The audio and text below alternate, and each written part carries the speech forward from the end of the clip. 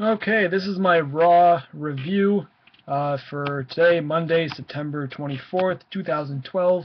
Now, I missed about 35 minutes of the show, but from the little recap they did, Paul Heyman asked AJ to marry him. She slapped him. You know, I don't know. I couldn't really understand why he would ask her to marry him, since pretty much I missed it. So I guess it would make sense. I have no idea what's going on right now. But, you know, I could see in one way he's just trying to get the heat on himself and Punk, but on the other hand, I thought it was just a big joke. If she would have said yes, and how they would play that off, it would just be incredible. I thought it would be so funny to watch. Just great TV to have AJ, Punk, and Heyman together, and even Lesnar, throw him in there. You go from this, like, semi-serious team to just a big joke with AJ there, but that's just thinking way out of the picture and just not even, you know, typical reality. That would just be so far off. But anyways, pretty much where I started watching was Primetime Players and versus Zack, Ryder, Santino, Marella.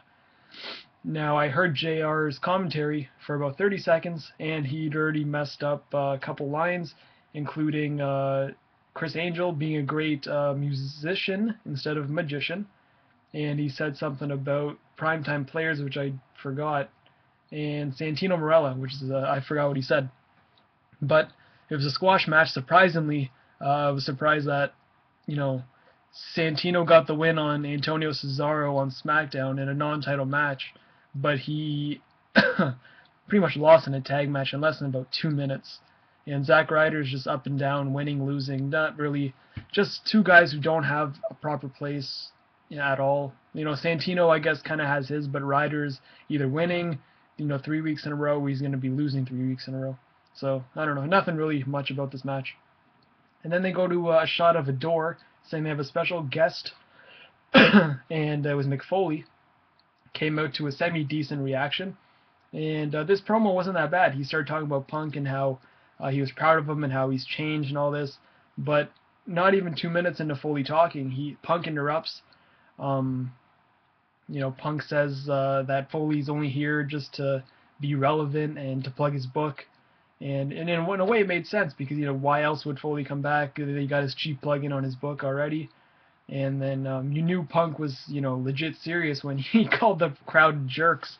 And, you know, he got big boos out of that. So, you know, you can officially say that CM Punk is a full-fledged heel right now. I'm sure that's been relevant. That's been pretty obvious for a couple weeks. But today really, for me, signified his heel run. And Foley just cut a thing where it's like, you know, he was one of the guys who Punk texted back, I guess, saying that, you know, I'm proud of, thanks for saying, what did Foley send Punk a message saying, how does it feel like to be on top of the world right now? And Punk said, thank you, that means a lot coming from you. So they pretty much built off from that, saying that, you know, be a man, face Cena, and then AJ gave Punk the choice, and Foley said make the right choice, and kind of left Punk speechless in the ring. But overall, it was a good segment. I'm not doing it justice, but it was a good thing. And if anyone who hasn't seen it, I would definitely check it out. And next, a very surprising match, Miz versus Ryback. I thought they would do a couple weeks of these two teasing a match with each other, but Miz and Ryback in a match together, Intercontinental non-title match, they did cut to a lot of signs in the crowd, I noticed, with Ryback signs, feed me more, and there was a big sign in the front camera side with a big old Ryback face on it. But Ryback won with the Shell Shock, and I would assume this is going to be an Intercontinental title match for Hell in a Cell, and possibly a new title change, or are they going to make Miz be the guy who ends Ryback's undefeated streak? So that's kind of something to think about there. And next we had Kane and Daniel Bryan in a diner. I heard they had something at the beginning of the show as well. I missed that, and I heard it was really good also, really funny. But this one, it was a little cheesy. I didn't enjoy it. It was pretty much a little cut from when Harry met Sally. Kurt Angle and Christy Hemme did this as well at WrestleMania 21.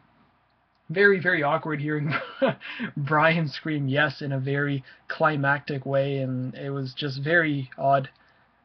Not their best. I don't know. It's just weird. Then we cut to a backstage promo with AJ talking to the referee, saying mistakes happen, and Del Rio comes in, or well, she said have a good rest of the show, so it was whatever.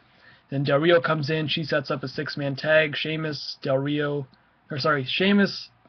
Sin Cara and Rey versus Del Rio, Otunga, and Ricardo. I don't know, whatever. It's a very SmackDown-y match to be on Raw, to be quite honest. And Wade Barrett versus Tyson Kidd, a squash match once again. Ryback won with his new move, which is called the Souvenir, which is almost like a ripcord, elbow-ish punch thing. Stole it from Chris Hero. And then we had, I think, probably the biggest thing on the show. Cole's in the middle of the ring talking about Jerry Lawler. And up on the screen, via satellite, was Jerry the King Lawler being in his big throne, I must add, with a picture of Elvis and a picture, I think it was himself. Very cool. Lawler looked very orange, very spray tanny. Had to look good for TV, I guess. He pretty much explained what happened, what he was going through, what he remembers before and after the events. And he even made a joke about, how could you not see this heart attack coming with Raw going 3 hours? I'd have to see with you, so I guess it was apparent. I thought it was funny. King being who King is, just cracking jokes on Cole. Says he will be back when doctors allow him to. So, I don't know. To me, his voice sounded pretty bad. He was saying he had so much, tubes and stuff. But I would give him at least 6 months if it was me, considering that, they can even make a big deal out of this. But my biggest thing is WWE is actually making money from Jerry Lawler's misfortune, I guess, his heart attack, with these Long Live the King shirts. I know I might sound a little stupid for saying this, but King did not die. He got a heart attack. It was bad. It was very sad to see him in that state he was in. But to profiteer off something like that and to make shirts saying Long Live the King, I would understand if he died or if he retired, but a heart attack, knowing that he's fine, then making shirts saying Long Live the King as if he did die, to me, when I read that shirt, it seems like, oh, he's dead, he's not coming back. Long live the King. He's alive. Long live the King. Pretty much, you say long live to someone when, I don't know. It's just not, doesn't seem right for them to do that. And I know it can go both ways. It's to pay respects to King, but another way, it's to respect the fact that he's alive, not profiteer off it. And, if, they do the same thing, it's like a retirement shirt. They did one for Michaels, Edge, and Flair. And, it's understandable because they're gone, they're never coming back. But with Lawler, you got a Long Live the King shirt, but, he's fine, he's okay. And I know this might be a little bad to say, but, when he does, pass away, what are they going to do? Send him out again, Long Live the King Part 2 or something. Just not, if it was me, it would, just that shirt would not be coming out, but that's just my opinion. But Otunga came out right after Lawler got a standing ovation. The crowd went silent, I noticed. And I missed the first part of this match. I pretty much came back just after the first commercial break, where Sheamus had a shoulder block from the apron to the floor. And Sin Cara got his own chant. I thought that was surprising. But the finisher came when the 619 onto Ricardo. Sheamus tagged in Sin Cara, who did a springboard swanton for the win. And then Mysterio and Sin Cara called for the Brogue Kick on Otunga. And that was it. And then Kane and Daniel, Bryan in a diner, again, making each other step into the other guy's shoes. Kane was forced to eat Bryan's salad, where Bryan was forced to eat Kane's meatballs.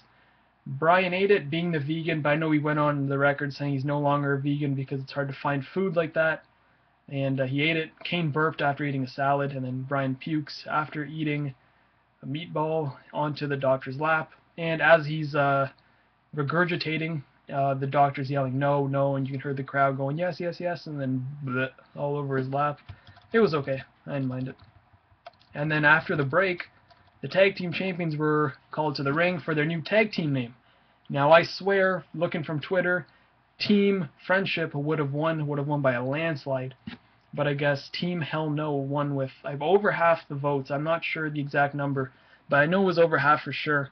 And I thought, what? Hell No? Team Hell No. It's not your, it doesn't roll off the tongue for a tag team name.